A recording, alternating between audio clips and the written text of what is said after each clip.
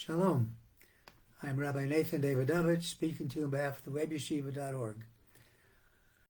I'm going to discuss a very important lesson that we learned from this week's Torah reading, which is Parsha Vayigash.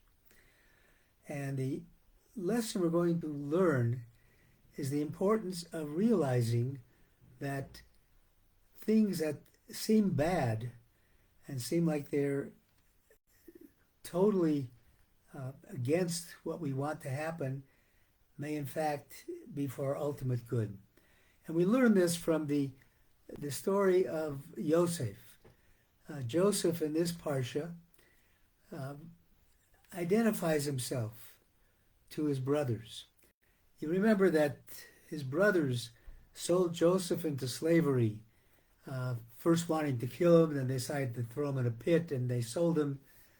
He made his way to Egypt as a slave, and then initially was in the house of a very high-ranking official, and then was thrown into a dungeon based on baseless accusations, and eventually was elevated from the dungeon, became second to Pharaoh, to the Pharaoh of Egypt.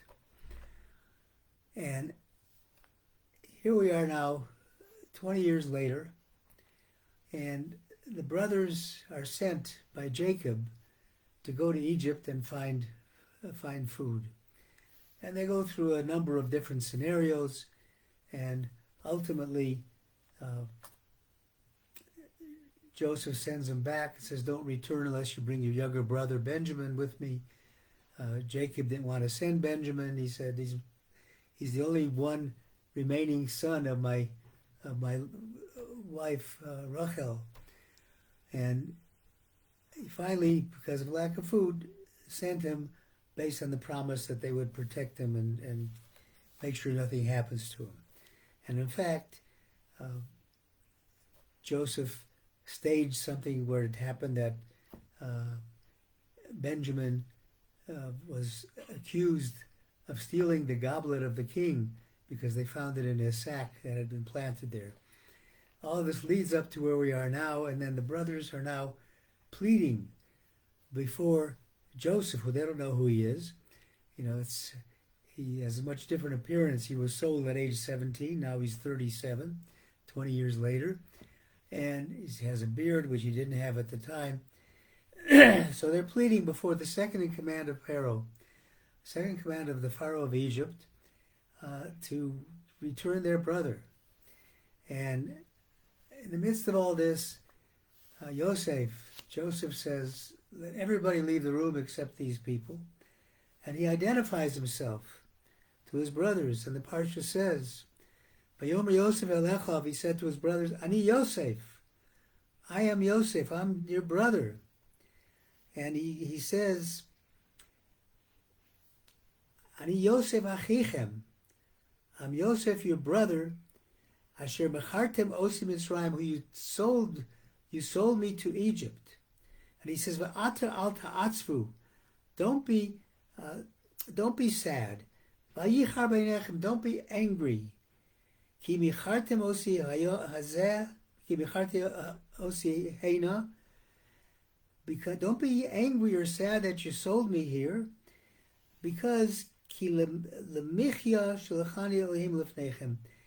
was for the good, to preserve life, that God sent me here before you." And of course, Yosef did preserve life.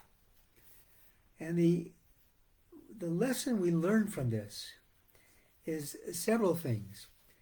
First of all, Yosef is telling them, "I am your brother. I am your brother, and I love you now. And I loved you even at the time you sold me. Even though I didn't know what was happening. I didn't know why I was being sold into slavery, why I was being thrown into the pit. Nonetheless, it didn't interfere with my love for you.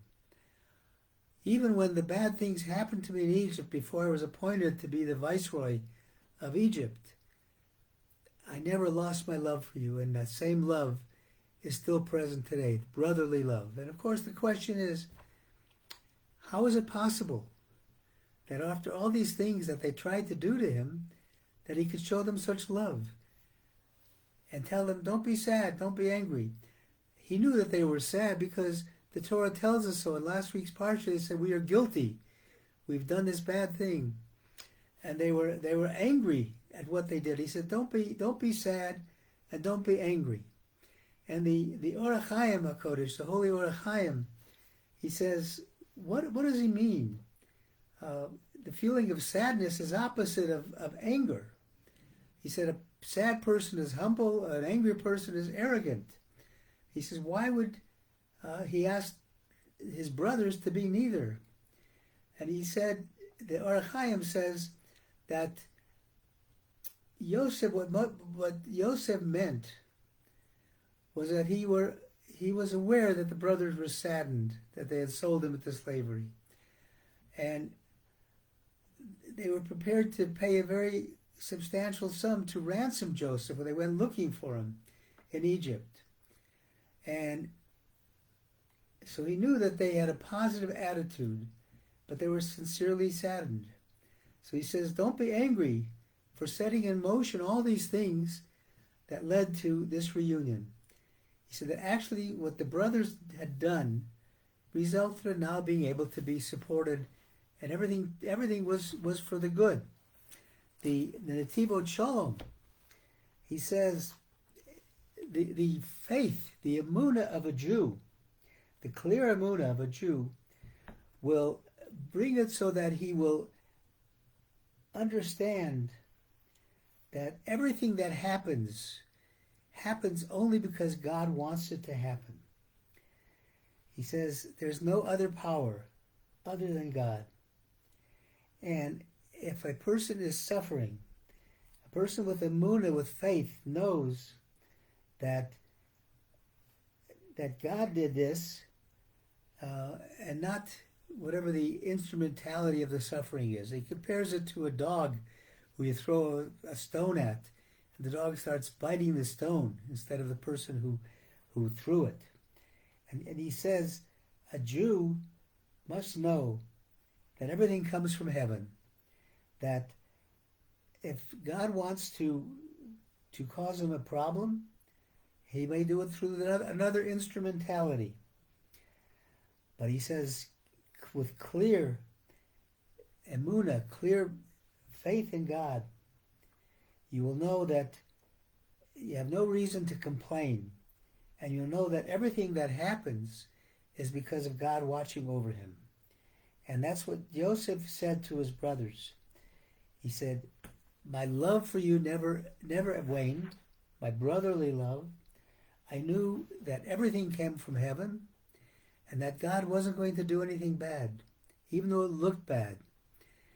And he says, to understand that concept, and that's a very important concept, while it may look bad, in the end, it isn't bad. And there are many stories where you can see of people who've had things happen to them they thought were horrible, and in the end, turned out to be good. An example comes to mind with 9/11. The people who were late to work, for whatever reason, they were upset they were late to work, and they found out that saved their lives. There's a story that Rabbi Elimelech Biederman brings down of Rabbi Yosef Schwartz, who was in Auschwitz during the Shoah.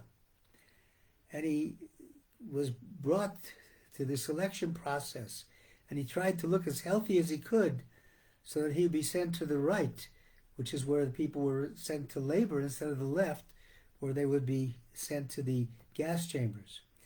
And he instead was sent to the left. The left was where he would be destined to be killed, instead of the right. And this problem saved his life, because at this time the American army was approaching, and the Nazis tried to conceal their atrocities by sending all the people on the right on a death march, through which most did not survive. And the people sent to the left survived because the Americans got there before the Germans could murder them.